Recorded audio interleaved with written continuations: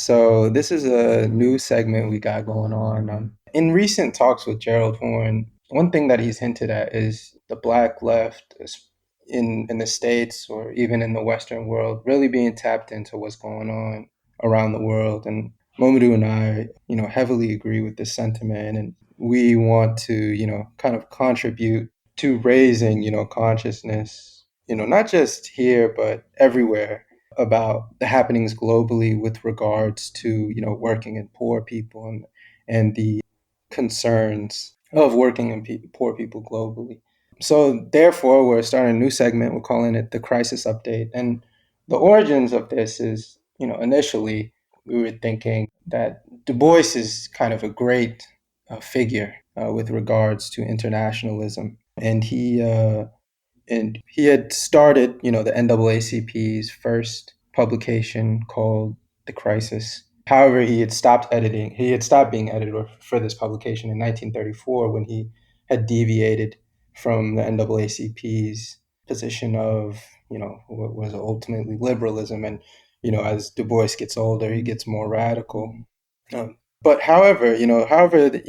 despite this deviation and where he had left the publication of the crisis, we still found that the crisis update is a fitting name given how capitalism operates and Hmm. how imperialism really plagues our world. And even as David Harvey writes in many of his works, including The Enigma of Capital, and even the sociologist Wolfgang Streeck, they allude to crisis being built into capitalism, and crisis being, inherent in capitalism. So I think, as long as we are in this era, and as long as we are, struggling, crisis will always be present somewhere, somehow, sometime, and it's important for us to keep abreast of it if we were to struggle against it. Absolutely. And speaking of Gerald Horne, I can hear his voice in my head right now when he constantly said, internationalize the question. Hmm. You have to keep internationalizing the question. So we're hoping by this segment, the crisis update, we are providing or contributing to that internationalization of the questions of what we should be thinking about. And honestly, this is the first episode, and I'm more than like excited to be in conversation with someone I consider a friend, a teacher, and now my co-host on the crisis update. So, our first story for this story comes from a dossier produced by Tricontinental, in which it speaks about the plight of Black South African farmers. And it speaks about the reproduction of generational poverty. And in contrast to generational poverty, or what you cannot have the existence of generational poverty without the existence of generational wealth. And generational wealth in South Africa is kind of expressed or manifested through white people making less than 10% of the population, but still own and control most of the land. And in fact, this was a critique of Mandela, actually, that whilst the administrative powers in the country post apartheid were blackened, blackface in high places, it was a question of land that wasn't changed. So what we find that they are paid subsistence wages, next to near poverty wage actually, then able to survive. Again, the reproduction of generational poverty, and black people are unable to lift themselves out of that predicament because they do not own the land. And this is why when thinking about this story, I immediately was called to the story of most socialist revolutions around the world in history is what? Is that the land. The question is of land. We hear of agrarian reforms. I straight away I think of Cuba's Castro when he, was nationalizing industries and sharing up the land to people, encouraging collectivization. We hear the same with Hugo Chavez as well in Venezuela.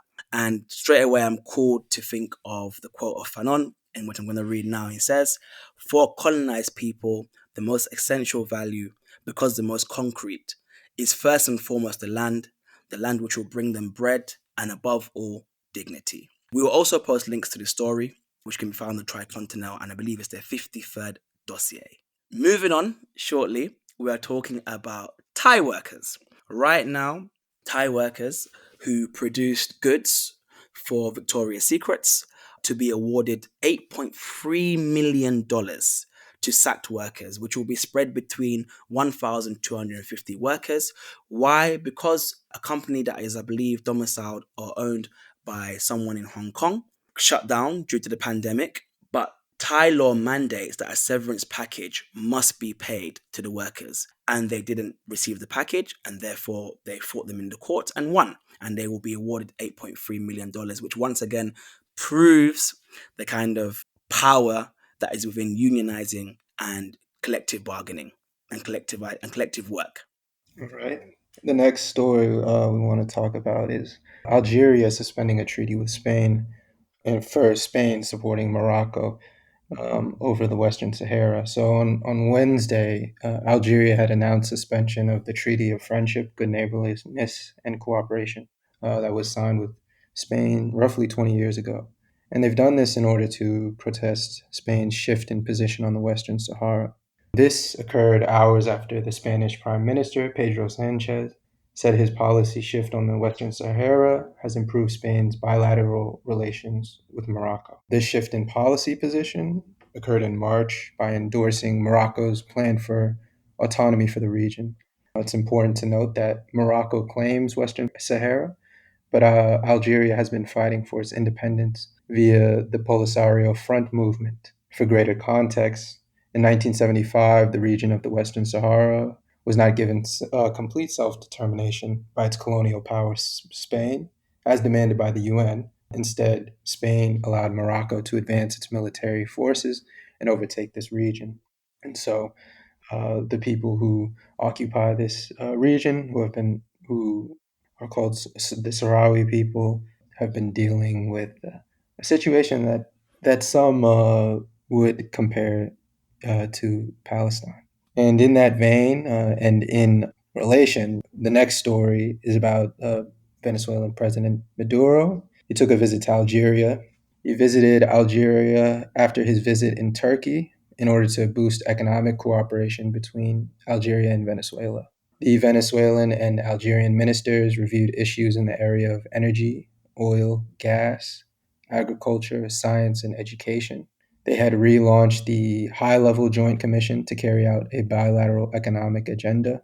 And on Thursday, they also established collective positions on the right to determination of Palestinian Sahrawi people, denouncing Israeli occupation forces. So in this meeting, Maduro had addressed, the issue of the Sahrawi people in the Western Sahara. They also stressed the importance of holding elections in Libya. It should also be noted that while Maduro was making these visits, Joe Biden held a summit of the Americas, which is a summit concerning issues of those in the Americas, especially on the issues of immigration. And he held this summit in Los Angeles. And Venezuela was not invited, along with Nicaragua and Cuba, because of their left positioning. And for this reason, Mexico, Guatemala, and Bolivia boycotted the summit. And so, actually, I saw it earlier on Twitter. I believe Black Alliance for Peace were protesting the summit because, and as they rightly pointed out, this is an example of imperialism. This is an example of leaving Mhm. particular parties out of these very important conversations, especially when certain sides hold more power in the situation. So. Wasn't it a case as well? I think the People's Forum are hosting something called the People's Summit as well. Yes, yes, yes, yes. But I believe, that's a bit more inviting to those on the left. That's what the summit should have been like, basically. Correct, correct. Moving on, and keeping with the Latin America, I guess, and Caribbean, we're moving to Cuba. Cuba right now is preparing to pass one of the most progressive laws on family, I would say, in modern history. This involved a consultation process of 6 million people. Again, Cuba population is like 11 million. So more than half the population has been involved. And this kind of guarantees rights for the LGBTQ plus community, rights for same-sex couples, reproductive rights, abortion will remain free, conception is free. And I want to read two quotes from the legislation or from what the Cuban government has put out. It says, "We must be aware that this is not at all about proving that the traditional family does not exist anymore. This structure is common and will remain, without a doubt. The purpose is to understand there are other family structures which also deserve protection. And it also goes on to say, everyone has the right to choose their own family to suit their own particularities. I mean, I was really taken back by this because in a time where Western governments are literally debating the status of trans people and almost relegating them to subhuman or less human. In the time where we have lawmakers in America, Republican lawmakers celebrating the fact that we are going to restrict the laws for trans rights. And some lawmakers are literally celebrating or proposing plans to inspect the private parts of kids internally, externally, to see their anatomy, to determine what sex and gender they are.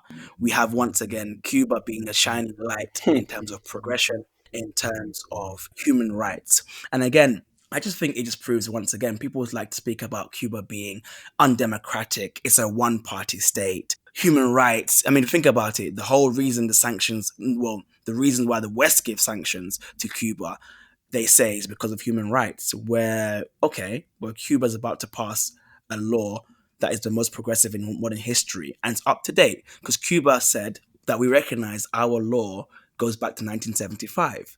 Times have changed, people change, how we come to understand family has changed, and we're going to do it in a participatory, democratic way. So I don't know. I was really taken back by the story and really proud, and and once again, I'm proud to be on the left because of that story. Right, right, right. And the catch line for U.S. imperialism is always spreading democracy and spreading freedom, but it seems that, The irony. you know, exactly, exactly. Next story we want to talk about is, it's been a hot topic recently, and it was actually the topic of our most recent discussion with Professor Gerald Horn. Is gun legislation in the U.S. We've had some recent tragedies of mass shootings, and that on Wednesday, the House had passed a sweeping bill on gun legislation titled the Protecting Our Kids Act, and it passed 223 to 204. The legislation consists of seven separate provisions, which were voted on separately. And these provisions included raising the age to buy semi-automatic weapon from 18 to 21, prohibiting civilian use of magazines greater than 15 rounds, new federal criminal offenses for gun trafficking and straw purchases. And a straw purchase is when someone who can't pass a background check acquires a gun through a proxy. Require ghost guns, which are untraceable guns without serial numbers, go under background checks and receive serial numbers. Impose a ban on bump stocks. Bolster storage of guns in homes where minors may have access to them, and compelling the Attorney General to submit a report to congressional committees on the individuals who are deemed ineligible to purchase a firearm by a background. Most Republicans, of course, were not on board with the entire package. And even though this has passed the House, the big problem is that the bill faces opposition from Republicans in the Senate, where 10 Republicans would have to be won over. And going to the UK, Boris Johnson recently survived a vote of no confidence. For those who may be unaware what a vote of no confidence is, it's when people in your own party or people in the party of the opposition deem the prime minister unfit to serve. And in the Conservative Party, it must be 15%, minimum of 15% of MPs, members of parliament, must write in and say, we no longer believe the prime minister is deemed fit to serve. And then a vote will take place within the party. If the prime minister loses, he is ousted from power.